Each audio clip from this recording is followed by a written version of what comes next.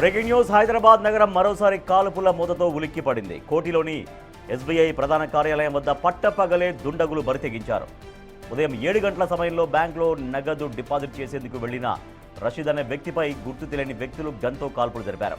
అనంతరం ఆయన వద్ద ఉన్న 6 లక్షల రూపాయల నగదు లాక్కొని పరారయ్యారు.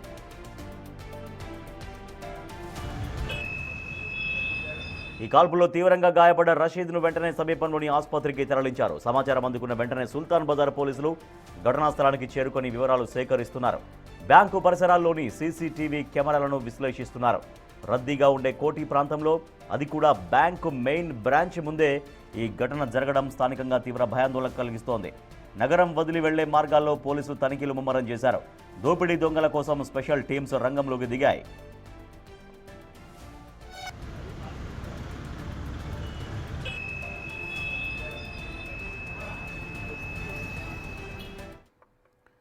హైదరాబాద్ నగరం మరోసారి కాల్పుల మూతతో ఉలిక్కిపడింది. కోటిలోని ఎస్బీఐ ప్రధాన కార్యాలయం వద్ద దుండగులు బరి తెగించారు. ఉదయం 7 గంటల సమయంలో బ్యాంకులో నగదు డిపాజిట్ చేసేందుకు వెళ్లిన రషీద్ అనే వ్యక్తిపై గుర్తు తెలియని వ్యక్తులు గన్తో కాల్పులు జరిపారు.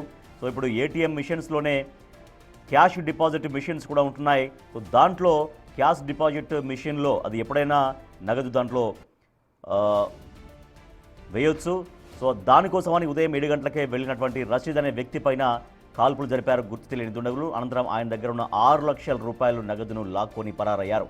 ఈ కాల్పుల్లో తీవ్రంగా గాయపడ్డ రషీద్ను సమీపంలోని ఆసుపత్రికి తరలించారు. సమాచారం అందుకున్న వెంటనే సుల్తాన్ బజార్ పోలీసులు ఘటనా స్థలానికి చేరుకొని వివరాలు సేకరిస్తున్నారు. మా ప్రతినిధి సాగర్ మరింత సమాచారం. సార్ సాగర్, ఎస్బీఐ దగ్గర ఈ ఘటన జరిగింది. అసలు కాల్పులకు పాల్పడ్డ దుండగులు ఎవరు అనే దానిపైన ఎట్లా పోలీసులు ఫోకస్ చేశారు? ఏమైనా ఆధారాలు లభించాయా ప్రాథమికంగా? రాజేష్, హైదరాబాద్ నడిబొడ్డున మరోసారి కాల్పుల కలకలం సృష్టించింది. ఇక్కడ ఎస్బీఐ ప్రధాన కార్యాలయం కోటి బ్యాంక్ స్ట్రీట్ లో ఎస్బీఐ మెయిన్ ప్రధాన కార్యాలయం ఉంటుంది. అక్కడ డిపాజిట్ తో పాటుగా ఏటీఎం కి సంబంధించినటువంటి 4 ప్రత్యేక మిషన్లను ఏర్పాటు చేస్తుంది. సో ఇక్కడే రషీద్ అనే వ్యక్తి ఉదయం 7 గంటలకు 6 లక్షల రూపాయల డబ్బు డిపాజిట్ చేయడానికి వచ్చాడు. అక్కడికి వచ్చిన వెంటనే అతన్ని పైన దుండగులు కాల్పులు జరిపి ఒక రౌండ్ కాల్పులు జరిపి కాల్పులు జరిపి ఆ 6 లక్షల నగదుతో దుండగులు దోపిడీ చేసి పరారైనట్లు కూడా తెలుస్తుంది. అయితే ముందుగానే రషీద్ డిపాజిట్ చేస్తాడని ముందుగానే అంటే వాళ్ళు ఫాలో అయినటువంటి రెక్కి నిర్వహించి వాళ్ళు ఫాలో అయినటువంటి దుండగులు ఏటీఎం వద్దకు చేరుకుని డిపాజిట్ మిషన్ వద్దకు చేరుకున్న వెంటనే ఆ ఏటీఎం దగ్గర వెంటనే అతన్ని అడ్డగించడం, అతని పైన గన్నుతో మొదట బెదిరించారు.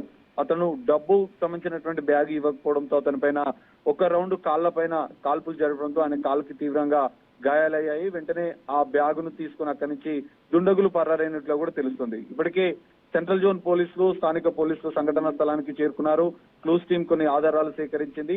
2 ఘటనలకు సంబంధించినటువంటి 2 ఆధారాలను ఇప్పటికే క్లూస్ టీం సేకరించినట్లుగా కూడా తెలుస్తుంది. అక్కడ దుండగుడు ఫాలో అయినటువంటి అక్కడ ఏటీఎం కి సంబంధించినటువంటి ఆ ఎస్బీఐ ప్రధాన కార్యాలయానికి సంబంధించినటువంటి సీసీ ఫుటేజ్ ను కూడా పూర్తిగా పరిశీలిస్తున్నారు. దుండగులు ఎక్కడి నుంచి వచ్చారు, ఎక్కడి నుంచి ఫాలో అయ్యారు, ఏటీఎం వద్ద ఏ విధంగా దోపిడీ చేశారు, ఇవన్నీ కూడా సీసీ కెమెరాలు. ఎందుకంటే కోటి ఎస్బీఐ ప్రధాన కార్యాలయం అది ఒక మెయిన్ ఏరియా కావడంతో చుట్టూ కూడా సీసీ కెమెరాలు పెద్ద ఎత్తున ఉంటాయి. కోటి ఎస్బీఐకి సంబంధించినటువంటి మెయిన్ ఆఫీస్ కావడంతో అక్కడ పెద్ద ఎత్తున సీసీ కెమెరాలను ఏర్పాటు చేసే ఉంటుంది. ఈ సీసీ ఫుటేజ్ లో సీసీ కెమెరాల్లో కూడా దుండగులు ఫాలో అయినటువంటి విధానం, దాంతో పాటుగా దాడికి సంబంధించినటువంటి దృశ్యాలన్నీ కూడా సీసీ కెమెరాలో రికార్డ్ అయ్యాయి. సో సీసీ కెమెరాల ఆధారంగా అయితే పోలీసులు ఇప్పటికే దర్యాప్తు మొదలు పెట్టారు.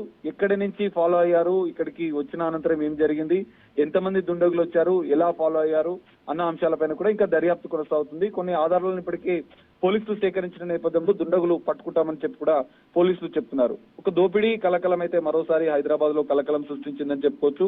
ఈ మధ్య కాలంలో గన్ కల్చర్, గన్ కాల్పుల తనకు తెలిసిన వ్యక్తులు అయి ఉండొచ్చు. ఎందుకంటే 6 లక్షల రూపాయలు డిపాజిట్ చేస్తున్నారు అనేది తన ఎవరితో డిస్కస్ చేశాడా, లేదంటే తనకు తెలిసిన వాళ్ళే ఈ రకంగా చేశారా, లేదంటే ఎవరితో చేపించారా అనే కోణంలో పోలీసులు విచారణ ఫోకస్ చేస్తున్నారేమన్నా?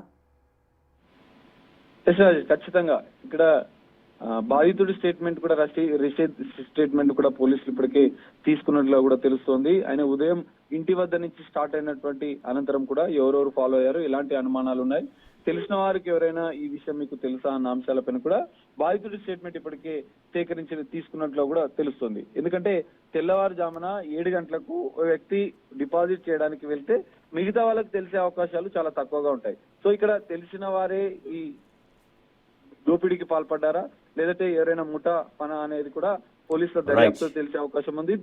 బాధితు ఇచ్చిన స్టేట్మెంట్ ఆధారంగా తనకి తెలిసిన వాళ్ళే ఇదంతా చేసినట్లు కొంత అనుమానాలు వ్యక్తమవుతున్న నేపథ్యంలో ఆ కోణంలో అయితే పోలీసులు దర్యాప్తు చేస్తున్నారు. Rajesh. Right, thank you Sagar.